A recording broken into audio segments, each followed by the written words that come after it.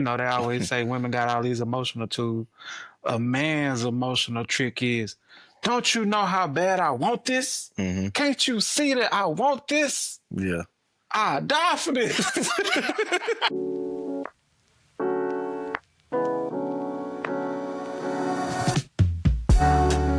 Now, I kind of had a thought, like, while we were talking about bringing it back to us, like, based on our emotional upbringing and how it was taboo to kind of talk about it, or it was taboo to be able to have these open conversations. How do you feel that affected you growing up, moving into adolescence, moving into past puberty, into high school and college? I think that I've had specific moments where I can point back and say that that was a decision that I made, that this was not a safe space.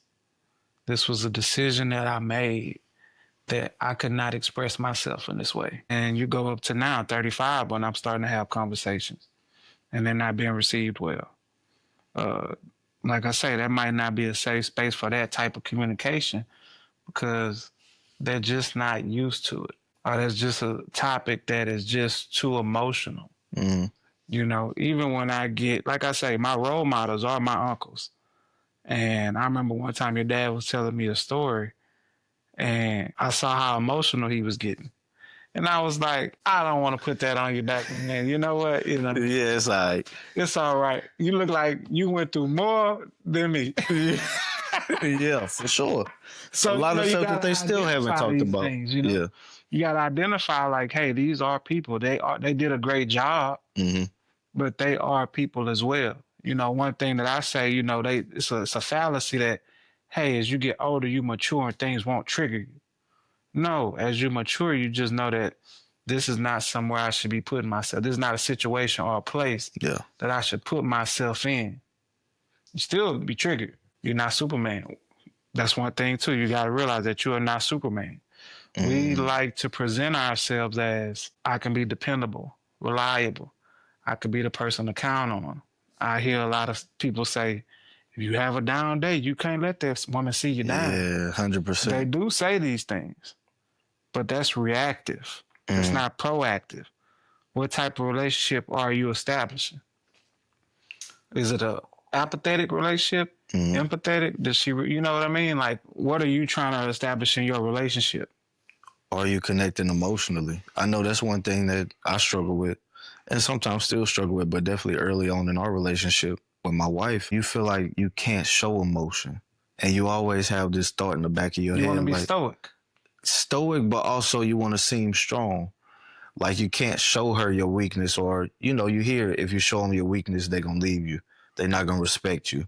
Those type of things always playing in the back of your head, and moving to adulthood and marriage and understanding what her as a woman needs is the same thing that we as men either fear or don't really know how to verbalize, is that emotional connection. And then understanding, okay, my emotional connection with her opens up all the things that I desire, I need, and I want in this relationship. So 100%, I feel like it's a hard turn to make, but once you make that turn with somebody who really down for you, that's probably a big difference. Somebody who really has your best interest at heart, who's in your corner, who you see yourself moving forward with. The only way that y'all gonna be able to connect long term is to have those moments where y'all could be for lack of a better term, be emotional in front of each other. Have tough conversations. Communicate when you're feeling weak. Communicate when you're feeling not your best self. At times we'll say, how you feeling today? I might be 70%. I might be 50%. I might be 60%. Or I can openly say, hey, today was a tough day. I just need a little silence and a little peace. And those are things that she didn't really understand at first. But me being open enough to let her know that and being able to communicate that in a loving way makes her more susceptible and apt to give me what I need in that moment. And if I didn't communicate that, I would just like we going back to what we talked about earlier, boundaries. Like I have this boundary in this moment that, okay, I just need a little bit of time to myself. But because I didn't communicate that to her, now I have this internal turmoil that I then not only internalize and put on myself, but then it comes out in our relationship. And I begin to find ways to nitpick or blow up, for lack of a better term. I'm not really, not now, a blow up person, but, have outbursts that aren't productive for our relationship. I like it. I know you said something a second ago that kind of stuck with me as we transition to that was, there's these voices in your head that are talking. Some are saying bad things, some are saying good things. And I feel like as men, sometimes because we internalize so much, a lot of times that negative voice has a louder ring in our head. And we feel like, again, we can't show our weakness, or we can't talk, or we can't speak about it, or we don't have anybody that's a safe space. Like, listen to me and not judge me as far as your life is concerned. Do you feel like you had that point maybe where you hit rock bottom, or that was really low, and what did that look like? I think what you mean by low point is I'm having several consequences at the same time, and it is affecting me in a way that I no longer have the tools to get past. Yeah. I've had several low points based on the consequences of my actions. Mm-hmm. And that is what I mean by we're not victims. Just hearing you say that, it sounds like you can look back at those low points with a clearer picture, having gone through them. Well, what I think people want to hear a story. Mm-hmm. And your life is a story that you can narrate. Somebody has to narrate it for other people to understand it. Mm-hmm. But you got so many things going on at different times. When people say I hit rock bottom, or these things all just hit me at once. These things are years in the making.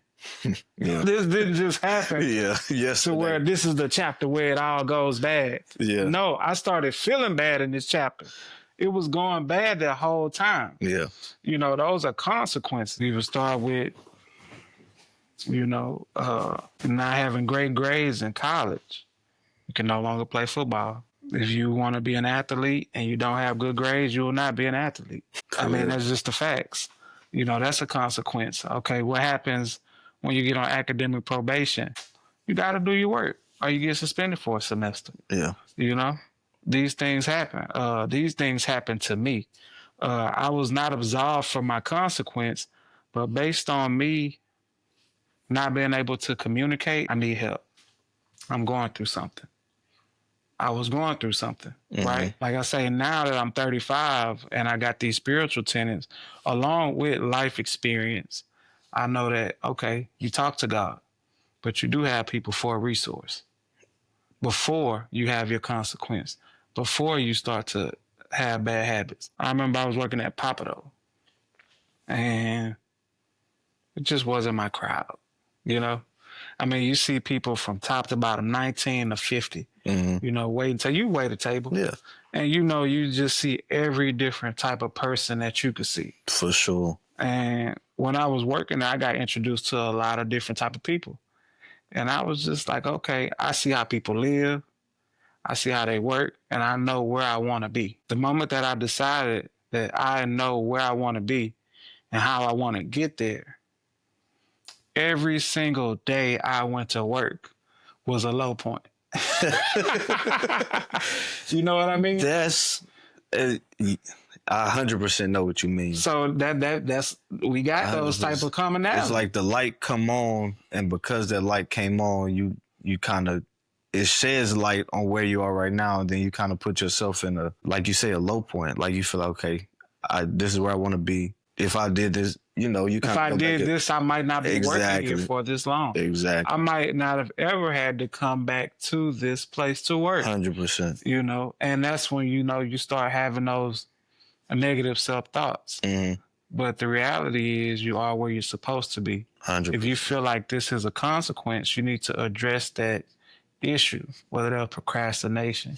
Proper planning prevents piss poor performance. Piss poor performance produces pain. Shout out to Jerry Ball. That's the first place I heard And that. I went through 3 years of pain. I began to feel like this was a consequence And like I said, that was 3 years. Okay. I didn't think Papado was a bad job. I just knew that it wasn't for me. And the moment that I felt like it wasn't for me anymore, that's when you start to hit a level of, I wouldn't even say self-doubt. I would just say you're not going to feel comfortable in that environment. Things start to happen where you're not going to be comfortable in that environment. Yeah. And it's up to you to answer that call. You came up with something you wanted to do, you need to be diligent. Came up with something to do, you need to talk to God. You need to have faith. I started to do that. I started to communicate with you. I started to communicate with Jeff. I started to put a plan together, you know. And the things that I was hearing at that time weren't always positive, but I had a resolve that this is what I should be doing. And the things that I established at that moment were able to allow me to go into business and be successful. And the next low point was having a child out of wedlock. That's You're not a victim. Yeah. You are a product of our decisions. Yeah. You know, but what happens is you tell your story and you don't want sympathy. You want somebody to relate. And the problem with that is everybody has problems. You know, everybody has something that they feel is not what they would like it to be. Yeah. So when you are some of your decisions, you got to have your consequences. What are your consequences? A lot of assumed agreements. That was my consequence. Like I say, I mean, everybody that's in a relationship usually has the same battles. When should I communicate this? Why did I wait so long to communicate this? I'm learning how to talk to you. You're learning how to talk to me. You know, all these same battles. But when you're not married, you need that synergy. You need those agreements. A lot of times, you know, we do therapy. That's the conventional way that we come to a lot of agreements. Y'all do therapy together. Yeah. So navigating that relationship was a low point. But something interesting happened. Grandpa Jerry Ball passed away. Yeah. And I mean, I think that's a real low point. For all of us. Yeah, because, you know, he had a lot of charisma. He had a lot of emotion and passion about the way that people's lives would go, the things that were happening in your life. And when he passed away, it just seemed like everybody had that same low point. Feeling. You know what I mean? It's interesting. You know, when you sit down with somebody and you say, this is what I'm going through. And they say, that's what I'm going through too. Yeah. And it's a moment where you're like, you can't help me and I can't help you. You know what I mean? Like, It's not that I don't sympathize with you. It's not that I'm not empathetic to you. But if we are having the same experience, then the tools that we have not gonna work together. We're in the valley together. Did not protect you from this moment. Yeah. And that's when God says, look to me. And I did become close with God after he passed away. We both did. And we became closer to God in our own ways, but I kind of talked about it last time. Going to Beaumont was like the best and the worst thing that happened at that time. Like going there during that time, knowing that his wife, who was his best friend, and watching her lose her best friend. And then not only her lose her best friend, Angie, who was living there at the time, lose her dad, who was her protector, who was her provider, who was, I mean, when I say provider, I mean like he provided more than money, but who was a provider for a lot of things and kind of, you know, guarded her and made sure that she was okay. And then myself losing our grandfather, who was, you know, in my opinion, one of the strongest people I ever knew. My biggest cheerleader. Biggest cheerleader. And he gonna be there in the front row. He gonna tell you how he feel. He gonna tell whoever listening how he feel, and that's gonna be that. And he's going to be there. Yeah. Like we both have, like you say, he picked you up from school, he picked me up from school too. They knew him just as much as they knew my parents, you know, so being at that place, all going through the same thing together, was hard. And it was hard in hard in another aspect to where, okay, we all going through this together. We can't really help each other through this, but by just being here, which kind of lead me to, you know, where we're going next, which is like perspective on therapy and counseling and talking to somebody. You say, honestly, you, like I said earlier, you were the person that kind of piqued my interest and watered the seed when it comes to that, because I remember when we were, one of the tax seasons, you were standing in the apartment off Fuquay, and you had started talking about how you were going to therapy yourself. That was kind of the first time I really thought, okay, therapy not negative thing that everybody make it out to be. Like it could be a positive thing. And I could literally see the change in you having gone through what we went through together. Like it was like a different light in your eyes, you know what I'm saying? It wasn't such a heaviness, but it was, you know, we still navigating through tough situations, but how You're you were building a able, house, but now you got power tools. for sure, Yeah. instead of building it with hand tools or building it with no tools at all, just your hands. Sure. You know, just learning some of the things that you said and taking it to heart myself and then using it in my life and seeing that it worked. Like, what do you think? How do you think therapy or counseling has played a role in your growth and development? Therapy allows you to work on the blind spots. The things you talk about are the way that you frame things. Yeah. Is first. When we could talk about negative talk, positive talk, but the way that you frame your story, the viewpoint that you have of yourself, the viewpoint you have of people, they able to get right to it. Yeah. You know, you're right. They able to get right to that. Know exactly what it is that you're doing wrong and how it could have been done differently, and then give you the tools of how to navigate it moving forward. So from there, I was hooked. I mean, to be honest, going to therapy, I was doing a lot of lying. We all do doing it. a lot of lying. Yeah. You know, not so much about my feelings. You know, we was going to therapy and it started out lighthearted. You know, nobody was trying to offend anybody. Was trying to get married, and you know, you don't want to go into therapy and be trying to unpack your 3-year-old self. You know, yeah, but not couples therapy, right? Yeah, but there is an aspect where you need to know what this person has been through. And my story, I feel like I've been through a lot of situations and scenarios, but so has she. And once we started to discuss what she had been through, it was really hard to listen to and sit through those things. I had not been through them. Yeah. A lot of those things were hard to listen to because it was happening to somebody that I'm with every day. You know, how could you be so strong / I never knew until we came here. You know, these things shape who a person is. 100%. You know, like I say, you're not going to do a lot of those things naturally. You know, naturally, I like you, you like me, let's plan for the future. And that's healthy, you know, but when you start having conflicts turn into problems. And that's what you go to therapy to do. You try to work out internal conflicts that turn into problems with people. Problems between you and me. Yeah, we done had them. Right. We done had our ups and downs. But all of those things you work out through therapy. They don't tell you a right and wrong, but they will tell you, like, this is how you discuss this. This is how you make it through this.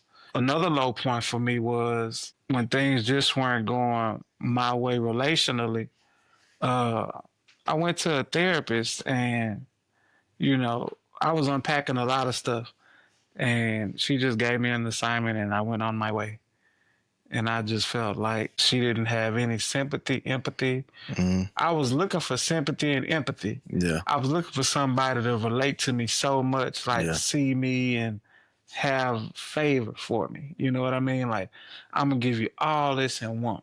That's not what therapy is. They're professionals. Yeah, very much so. You know, and that's when we start talking about religion. Keep your eyes on the Lord, you know. You're looking for these people to come in. And, you know, I do think that groups in church are positive when you're talking about the Lord and making camaraderie. But if you really are having a problem or you really are believing for something, the number one thing you can do is go to the Lord. Come close with the Lord. He drew near to me and he brought me out of it. He brought the people into my life. He brought my cousin back into my life because there was a period of time where we hadn't talked to each other for like a year or two. Like we had a moment in time after, like you say, business wise, that we didn't talk for a while. Yeah. Like over a year. Mm-hmm. Like over a year. And we were like best friends, honest best friends, always together for the most part. You know, whenever you saw him, especially through college, we went to college together for a little bit, family functions, whenever you saw him, you saw me, and vice versa. So like that was for me a very tough time because I felt like I at the time had moved back with my parents, going back into, even then I felt like we couldn't have open, honest conversations. So I'm going back into a place where I'm not able to communicate freely. And then the person that was kind of my break, not necessarily break, but the person that was like my relief from all the stuff that I feel like I went through, that we kind of went through together growing up, because we did spend a lot of time together, wasn't there. So that was a hard time for me as well. I could honestly say that's a low point for me as well, that point in time. And I feel like, you know, looking back, it was a small stuff that led up to something bigger than it had to be, because we didn't have the tools to communicate, because we didn't have the tools to just sit down and communicate openly without judgment, without arguing, without, you know, just have a peaceful conversation and disagree peacefully and understand, okay, this is where you're coming from. This is where I'm coming from. This is how we could put this together and make it work. Well, I think when you're starting out, because that's what we were doing, you're starting out. You got a plan, you got a vision, but you cannot explain it clearly. All you know is this is what I want to do. Yeah. So when you start having conversations with people, they not passing the conversation test. You starting to shut down. Yeah. You know, you starting to be offended, angry, irritable. You know, you start stumbling over your words. So I think it was really in a period where we both was just starting out. You know, we call it get your shit together. Yeah.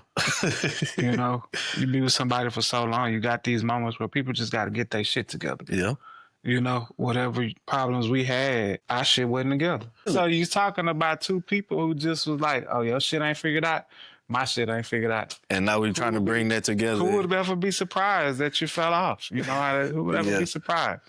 When you talk about family, I'm reintroducing myself, and this is how I would like to be treated.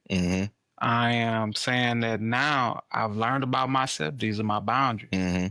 This is the way I live my life now. Yeah. And those have always been hard conversations, whether you talk to a grandparent, a cousin, an uncle, a cousin brother, a friend. You know, you decide to live your life a certain way and they have not seen the fruits of that, there will never be a great conversation. And I think we had a lot of those moments. I had that moment with another friend. You know, stuff wasn't together. We trying to figure it out just because we want to make it work. That's another thing that men do. You know, we do it to women a lot too. That's like our emotional tool. You know, they always say women got all these emotional tools. A man's emotional trick is, don't you know how bad I want this? Can't you see that I want this? Yeah. I die for this. Yeah. But that's just us not knowing how to communicate. And as an adult that got his shit together, what's your plan? Oh, they gonna jump off a bridge. They gonna want to shoot you. We beefing. I don't know him. He don't know me. They call it beefing. Yeah. Because somebody asked you your plan and you didn't have one. You just kept telling them, I want this to work. Don't you know that I want $1 million? Don't you know that I want to be on a cruise ship going to the Bahamas? Don't you know that my friend is doing this and we gonna do this together? Yes, I do, but what's the plan? But you know, like I said, that goes back to when your heart turns, when your mind shifts, you do have that level of conviction. But what's your plan? And that's a hard conversation to have. Two men trying to put their life together. You believing for a family, you know, your own legacy that you want to build. And I mean, it's a lot riding on that, you know? That's not guaranteed to happen. Mm-hmm. So when you start talking about, okay, we going into business together, we gonna live together, and we gonna start it like this, you're gonna see a lot of things in people that you don't like Mm-hmm. because they aren't together. But you also are not together. You know? It's like they holding up a mirror to you and you can't help them. You're not perfect. Yeah. You know? I'm trying to help myself.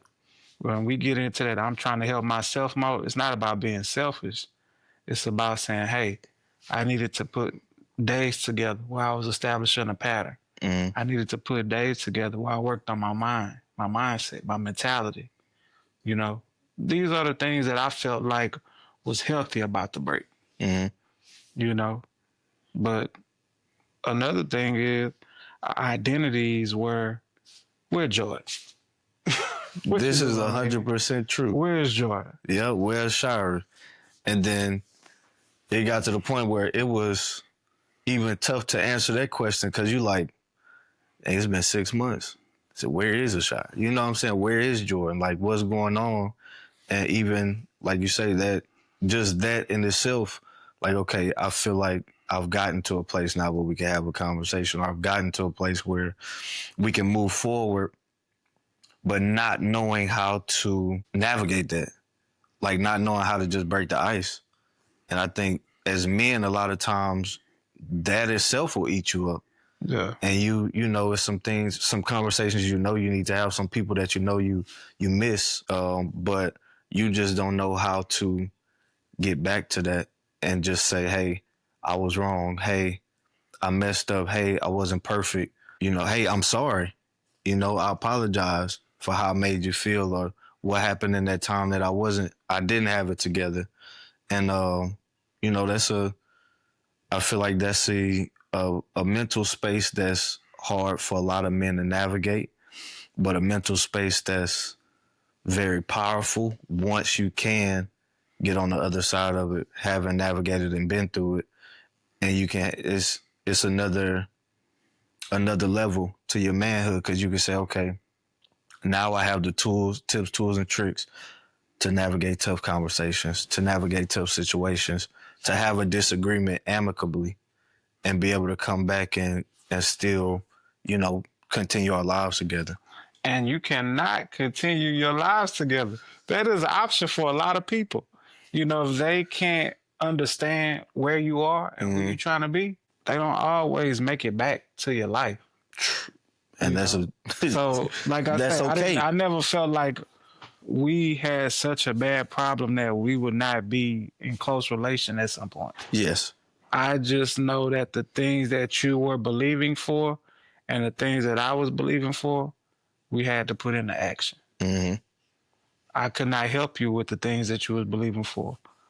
And the things that I was believing for, I needed to put in the steps to my plan. You know what I mean? Yeah. It's like, oh, well, he know me. No, it's like, no, you need to be a good friend. I need to be a good friend. Mm-hmm. I need to be somebody that is better than I am in this moment for other people. I got to get my shit together.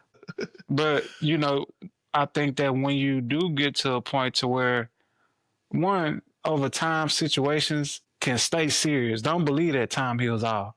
Situations can stay serious if people are not respecting who you are and your boundaries. That situation will be just like it was day one. If you continue to try to insert yourself in somebody's life and you not respecting it. Hopefully you come back together and you say, this, our values align. Yeah.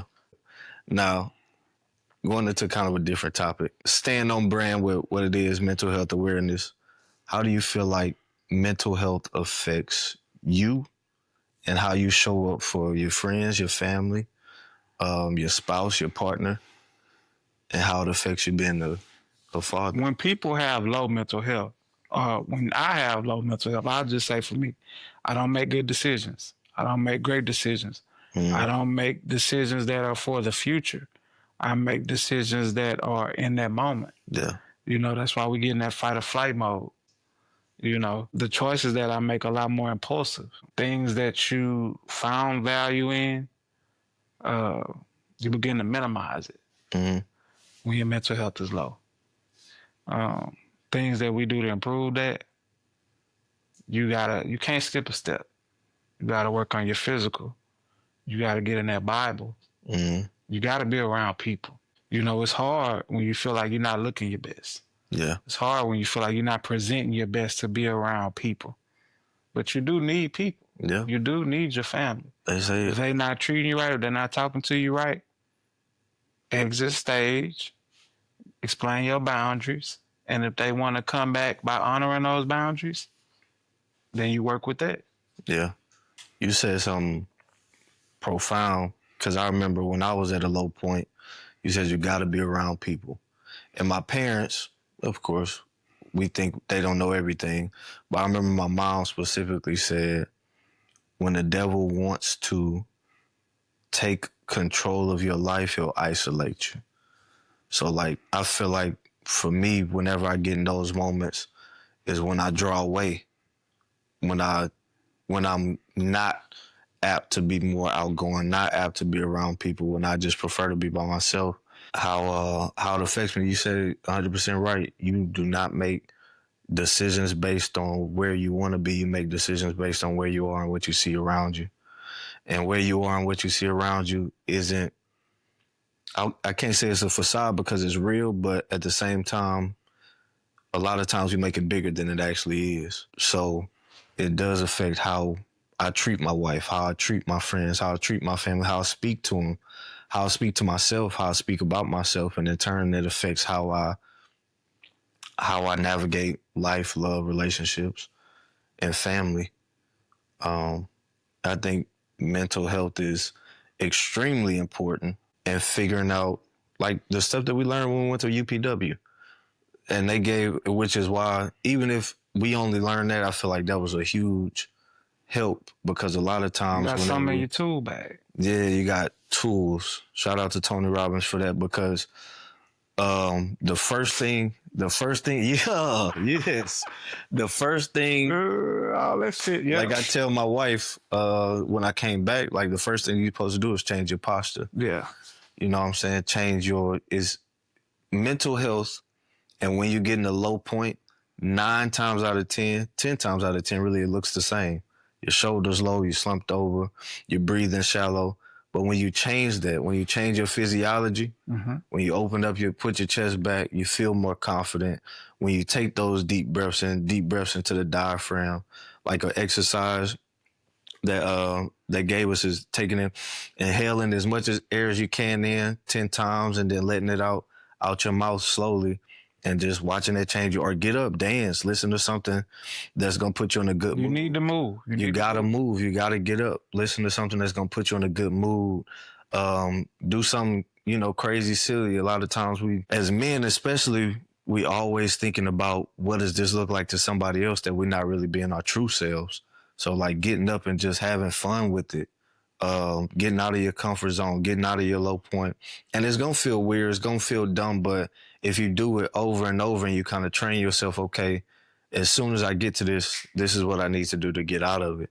Eventually, you'll break your cycle of going into that place and going into that physiology that creates those lapses in your mental health, or those low points when it comes to your mental health. So, and if you don't have tools, search for tools. It's Google, YouTube. We spend so much time on our It's phones important anyway. to seek out tools. You are an adult. Yeah, for sure. You're not a child. People not gonna put it in your hand. Yeah. But once you seek, you shall find. Ask questions. Be curious like a child. I think those things are very important, which is, what leads me to, as we kind of bring it to a close, but as far as for the next generation, is for you, for your son, like what type of model do you want to be when it comes to a man, and when it comes to a man navigating emotions on a day-to-day? What type of model do I want him to be? Fiery. I want him to be aggressive. I want him to be competitive. I want him to have pride. I want him to be God-fearing first. He always tells us when he's in anybody's list, he's in any thank you speech, they should have said God first. So I'm gonna say God first, God-fearing, not just God-fearing, somebody that knows God's principles. You know, you gotta explicitly go through that with them. Sometimes it's line for line. Sometimes you gotta be the one to read that Bible to him every night. I do that. I want him to be a masculine man, a comprehensive man. You know, now, based on media, you know, men have a skewed view of women, and women have a skewed view of how men should be.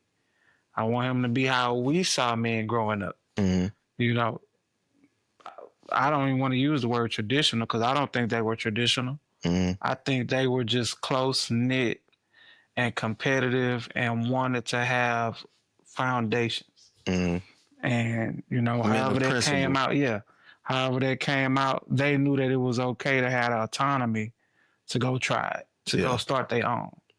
You know, all that stuff in between, you know, they still work on that till this day.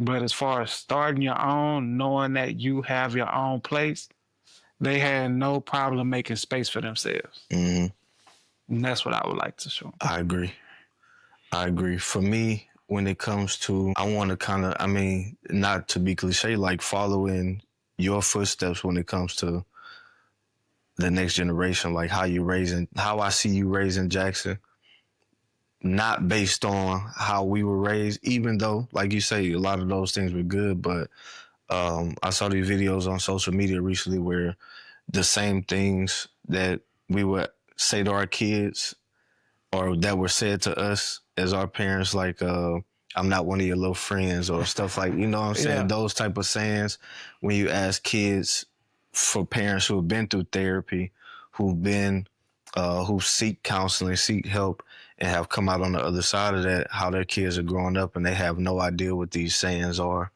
Like, I want to model that as well, to where, you know, my kids have a space where the next generation has a space to be themselves, to be open, to be honest, to be heard.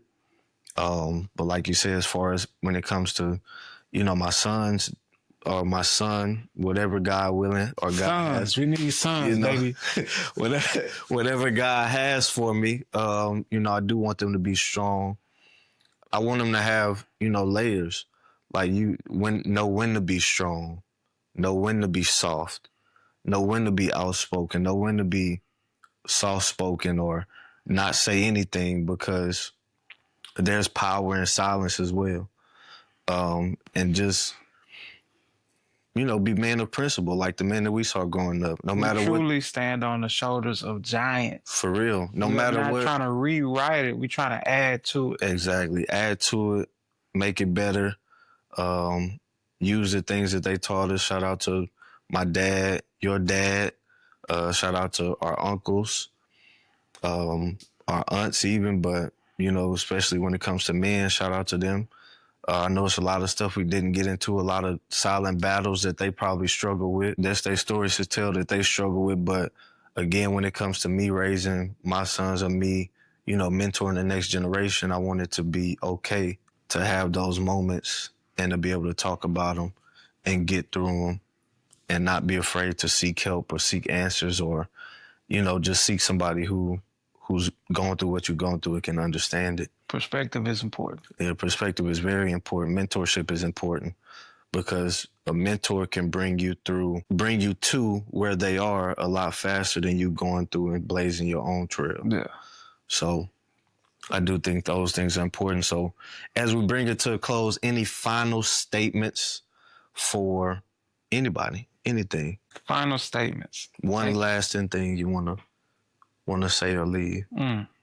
You have to do something. Keep moving. Keep moving. Men, make a plan. Keep moving. That's what I have to say. Make your plan. If you have something in your heart that you're convicted to do, don't just rest on that conviction. Make a plan, and mentally, God will see you through. Yeah. To piggyback on that, don't stop. Don't stop believing. Don't stop seeing the sunshine or like the grass that can be green on the other side. Don't get stuck in where you are. Understand that you are powerful, you are strong. No matter how you feel in the moment, you are still that person you see yourself as, and you can get to wherever it is. If you can hold it in your mind, you can hold it in your hands. All you gotta do is keep putting one foot in front of the other. No matter how dark it seems, no matter how low it seems, just keep stepping. It's about progress, not perfection. I think for men, that's one thing that we struggle with. That puts us in a lot of low places, that we always seek for being perfect, being strong, being Superman. It's not about that. It's about making progress, being able to navigate situation by situation. So if nobody tell you, I love you, I love you, I love you too. you know, and I can't wait to see what comes of this, what comes of your life, how we progress. And God willing, we get to the age of our parents and our grandparents, and we get to look back and, and they get to see us grow and prosper and raise their grandchildren and their nieces and nephews, and just be glad of the foundation that they laid. Like it. Like it. All right. So this time, you close us in prayer. Okay. Father God, thank you for allowing us to be here in fellowship. Thank you for allowing us to be here and express our trials and tribulations and talk about mental health and talk about the toll that it takes on others. I pray that some of this is chopped up and put in a way and formatted to where these people will receive the things that we're saying. I pray that somebody will watch this and the seed can be planted. In Jesus' name we pray, amen. Amen. Now, as we like to say on this podcast, is one thing that holds it all together. Holy Spirit, do that thing. Peace.